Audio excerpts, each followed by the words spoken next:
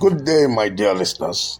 Welcome once again to another exciting and informative session on Amogate Radio Communications, equipping the next generation for impact and excellence. I remain your host, Adiola Gbadebo, and I'm very happy and excited to have you join me for another inspiring session where we empower, educate, and equip you with the knowledge and skills necessary to thrive in life. So last week we discussed the crucial subject of resilience in adversity, thriving through life's challenges. We explored how resilience helps individuals bounce back from setbacks, how it helps them to adapt to difficulties and keep moving forward despite obstacles. Now, I hope you took time to reflect on the lessons shared and began applying them to your life daily. It will be a waste of your time and a waste of investments and resources on our part if all that we are sharing you just hear, get excited, and take no action. Did you create your resilience action plan? Have you identified, the ways to build mental and emotional toughness? I'd like you to remember that success is not for the faint-hearted. It is for those who push through challenges and refuse to quit. Quitters never win. Winners don't quit.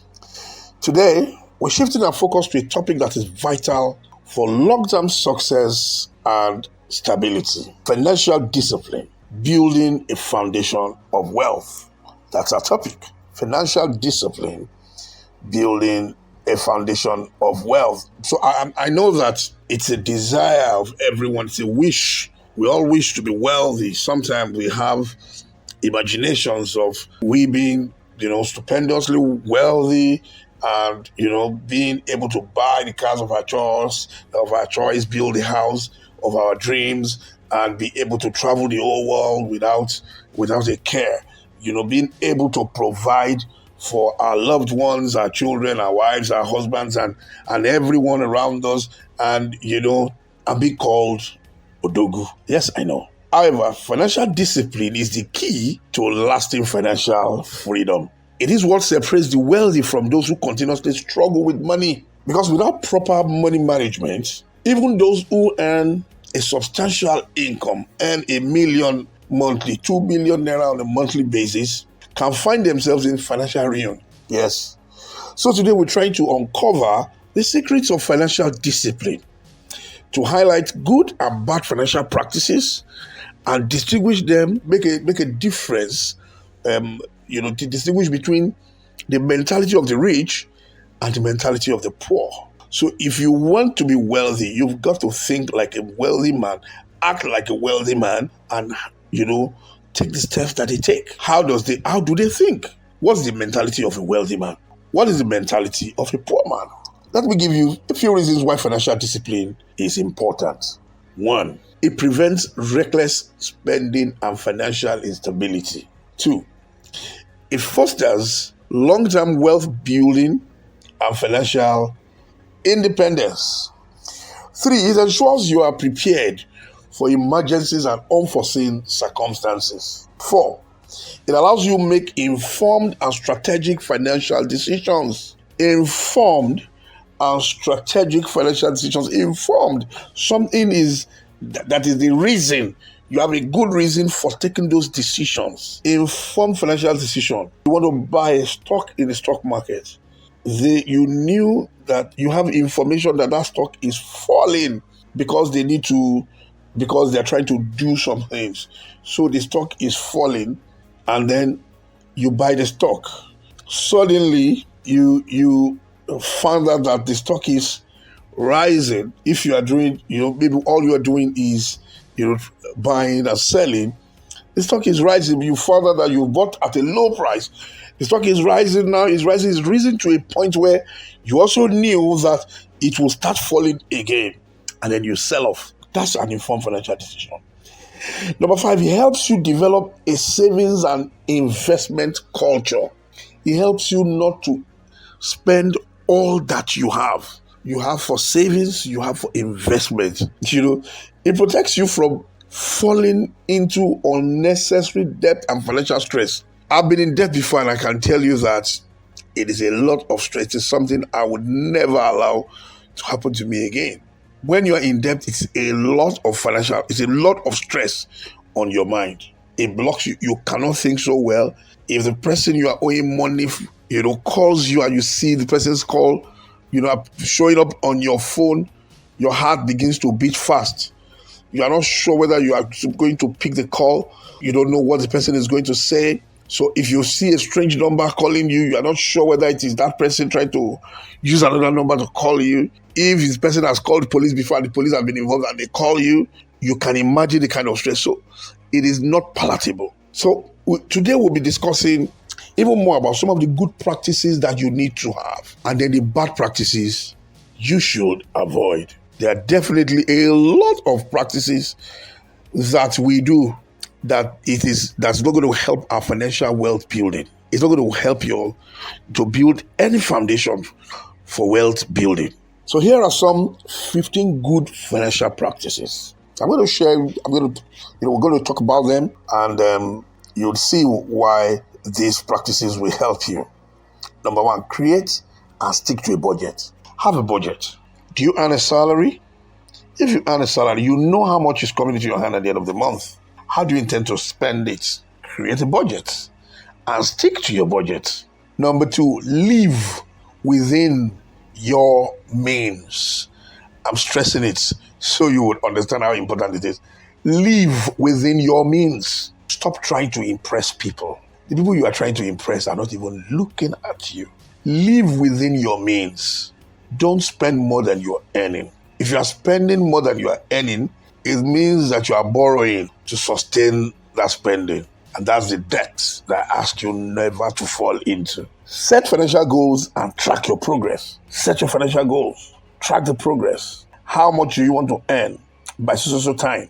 What are you doing to earn it? Track it. Save. Number 4 now. Save at least 20% of your earnings. Save. Have a saving culture. Don't spend all your money. Save at least 20% of your money. You can give an instruction to your bank to create maybe an account where any amount of money that comes in, once your salary comes in at the end of the month, it takes 20% of it out of that and put it in a savings account. In an account, when I mean savings account, I mean savings account. What we do with our savings account these days is that we our money lands in there and we spend it. I'm talking about a real savings account, an account that the money that goes there is not for spending, it's for savings. Save at least 20% of your earnings. Number 5, you need to invest in assets that appreciate in value. So let me tell you this. Yes, while a car is necessary to buy, but you need to know that a car is a depreciating value and a house is appreciating in value. If you go into a car shop and you buy a brand new car, brand new, as in, we will call it in local parlance, tear nylon, brand new car, the moment you pay for that money, you've not taken it out of the car shop. If you pay, let's say the car is about 20 million and you just wrote a check of 20 million or you just transfer the sum of 20 million to the account and it hits the account, boom, and someone calls you and there's an emergency that requires you to get, bring in some money and you don't have any other money, so you want to now sell that car back to, and to take back your 20 million and use it for your financial emergency. The funny thing is that I said you have not driven the car out, you have just made payment. Once you buy, it depreciates. When you now tell them, I'm sorry, something came up, I need to get back my money, you will never get back 20 million. I'm sure the value of the car will have lost about 500,000. You'll be so shocked and angry. That's it. A car is a depreciating value, even though it's a necessary tool for movement, and for operations. It is, however, think of investing in things that appreciate in value, assets that appreciate in value, like a land, like a house, like, buy bonds, buy stocks, invest in different financial instruments that appreciate in value. Number 6, avoid unnecessary debts and pay off existing debts quickly. If you owe someone money, if you borrow some money from someone, pay up quickly. Pay up quickly. Pay up quickly. A debtor is a slave unto his creditor. And until you pay that debt, you remain a slave. He can say anything to you. He can shout on you. You have no moral, standing to reply or defend yourself until you pay. The only way you can defend it is to pay up. And then that person's, yoke is broken off your neck. Pay off your debts. Pay off your debts. Number 7, build an emergency fund with at least 3 to 6 months of expense. Build an emergency fund. Suppose something happens at your place of work and the company folds up. Suppose something happened, there's an emergency that needs money. What will you do? You need to have emergency funds. Number 8, learn and apply financial literacy. You must become financially literate. You must be financial literate. Being financial literate means you understand money, you understand how money works, and you understand how to multiply your money. You must understand how you multiply your money. You must understand how you can send your money on errand and it will come back with more money. You need to understand financial literacy. No matter, you have to diversify. You cannot keep one stream of income. You must have what we call multiple streams of income, different places. There is a Yoruba adage that says onoko waja olodi fun tailor tó ń tẹ̀kọ́, meaning it is because the tailor is trying to have multiple streams of income. That's why he's also selling echo by the side. If people come and while they are waiting to pick up their address, they can buy echo, also and eat, So what this simply means is that you must have multiple streams of income. Don't depend on one income alone. Don't depend on one income alone. Number 10, practice delayed gratification. Spend wisely and invest first. This is something I need to tell our young people. You just made some millions. What you are doing is that you're buying clothes, you're buying shoes, you are buying, an iPhone 16 Pro Max. You're buying a phone about 1.5 million. You are buying things because now you want people to know that you have arrived. That's the money that you could have invested in some good stock, man, that will appreciate. The phones and the clothes and the shoes and all those things that you have bought with your money, they are all depreciating, they are depreciating things. They depreciate in value over time. You need to delay that gratification, delay the urge. That urge that is pushing you to spend. Money is a spirit, and as long as you have money, it will always tell you to spend me. You must develop the capacity to control money. You must develop the capacity to control money. Let me tell you the truth. Any fool can be rich. Any fool can have money. Any stupid person can have money. But no stupid person can sustain their wealth. No one with stupid behaviors will sustain his wealth. It is a wise man. It takes a lot of literacy and a lot of discipline. It is that one who can control his money. That money does not control you, but you control money. Those are the people that can build transgenerational wealth. Practice delayed gratification. You must learn to delay those, gratification. You have to, we live in a generation that is instant. There's nothing, we're not looking at long-term planning. Instant passport, 2 minutes passport, instant noodles, instant whole milk. Everything is the generation that is so much in a hurry to make funds, and that's why they lose all their money so quickly. Spend wisely and invest first. Number 11, differentiate between needs and wants. Your needs are so few. It is the things that you want that is numerous. The things that you really need, they're not many. Take care of your needs and take your eyes off those wants. The things you want are not necessarily the things that you need. Differentiate between them. You need to seek financial mentorship and professional advice. Go to a professional, let them talk to you about what you can invest your money into. Put out money for investment. I'm telling you, put out money for investment. It is those investments and plan for long-term investments that are about 25, 30 years ahead. And it may look somehow. Don't do what every other person does. Don't do that. Invest in long-term investments that will take 20 years, 30 years to mature. Those are the things that will sustain you in your retirement, because some of those things should be your retirement plan. So plan for your retirement early. Plan for it early. Invest in long-term stocks. Protect your wealth with insurance. Protect your wealth with insurance. Some of the things that you are doing, you need to insure them. Insurance is a good practice. It's going to cost you money, but it's going to protect you during the times of emergency. Insure your car. Insure your house. Properties that you have, insure them. Invest in properties, houses, land.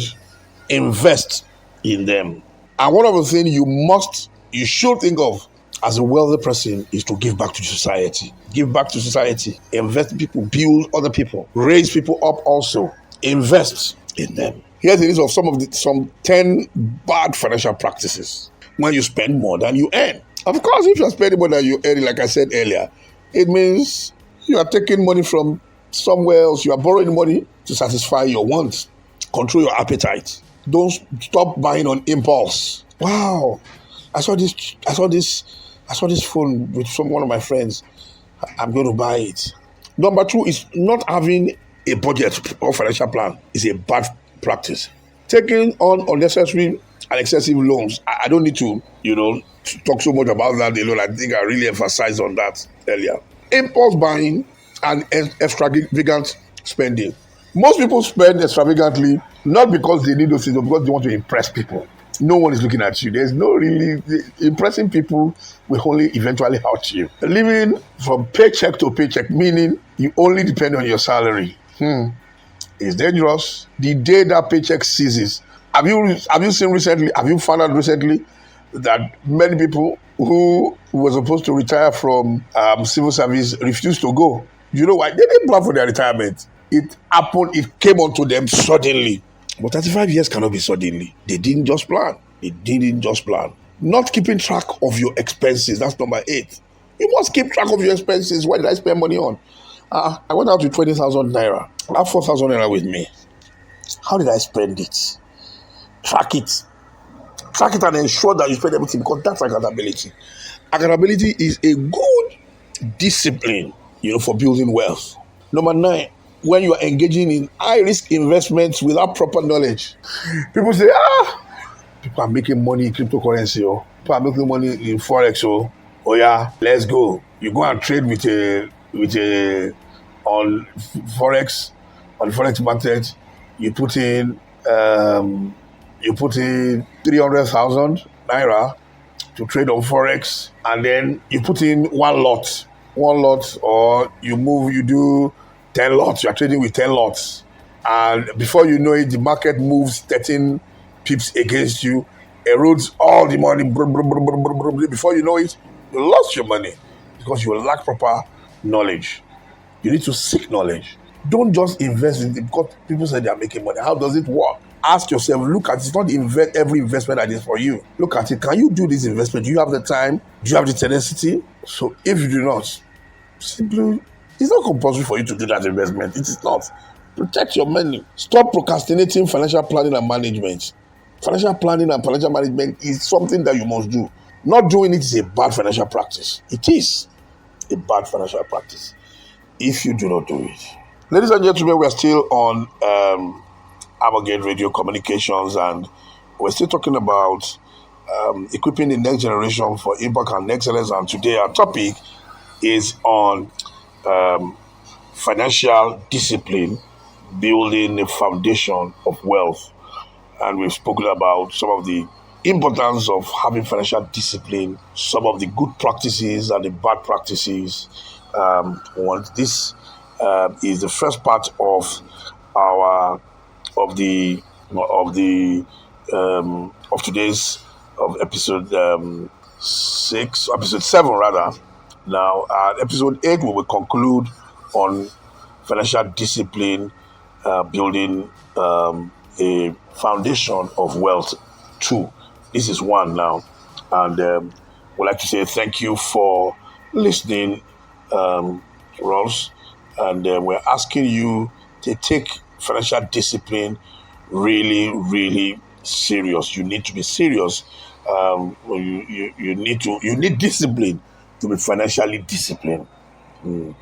Now, so we need to join us next week on another life-changing episode of Equipping the Next Generation for Impact and Excellence on Amogate Radio Communications. Next week, we'll be talking about the second part of financial discipline. I'd like you to know that our broadcast time for this is Mondays, 5 p.m. West African time and 11 a.m. Eastern time. We expect you to send us your questions and any feedback or suggestions to us. You can send to our email at contact@theamogate.org, or you can send us a WhatsApp message on +234 810 999 6666. I'll take it again. +234 810 999 6666. We want you to follow us on our social media handles on Facebook, LinkedIn, and Instagram, all at Amogate. Before I close today, I want to leave you with two wise quotations on financial discipline. Do not save what is left as per spending, but spend what is left after saving. That's by Warren Buffett, one of the richest men, in the world. He says, do not save what is left after spending. When you have now spent, I have 10,000 naira left, so I'll go and save that 10,000. No, save first. Go and save first, because if you have a savings target, that's why I did say that you should give your bank,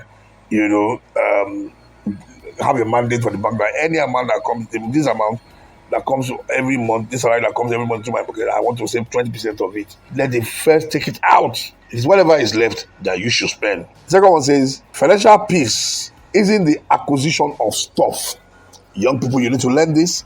Financial peace isn't the acquisition of stuff. It is learning to live less than you make so you can give money back and have money to invest. You can't win until you do this. Ladies and gentlemen, I want you to stay financially wise, stay disciplined, and build a foundation of lasting wealth. Until next time, stay inspired and empowered.